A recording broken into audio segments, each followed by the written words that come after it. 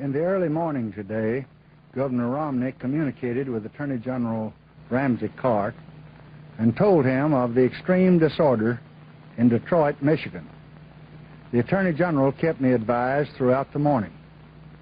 At 10:56 this morning, I received a wire from Governor Romney officially requesting that federal troops be... On July 23, 1967, the Detroit Police Department raided an unlicensed bar on 12th Street. Upon discovering that the bar was filled with over 80 black patrons, the police decided to arrest everyone present. As they waited for transportation to haul everyone away, an onlooker incited what would turn into a 4-day riot when he hurled an empty beer bottle at a police officer.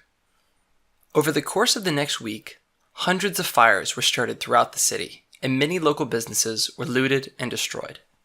Eventually, the National Guard was called in to quell the violence. However, because many of the guardsmen were inexperienced militarily, they frequently engaged in unnecessary firefights with local residents, fatally shooting 11 people. In the end, 43 people lost their lives, and over 7,200 people were arrested in the 1967 Detroit riot, one of the largest and most deadly in U.S. history. The 1967 riot exposed many flawed assumptions about race relations in Detroit at the time. With a prospering black middle class, it was easy for politicians and media outlets to applaud Detroit as a model of racial progress in the 1960s. However, this wasn't the whole story. As factories became more automated, black workers were often the first to be laid off, to the point that by the time of the riot, unemployment among Detroit's black population was double that of whites.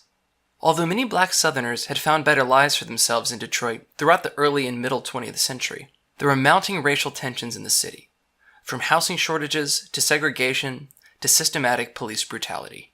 In many ways, the 1967 riots were a rejection of Detroit's status as a metonym for America's racial progress. Rice points out that such topos become expected, predictable, and common. However, there may be events, like a riot, that force us to re-examine these assumptions.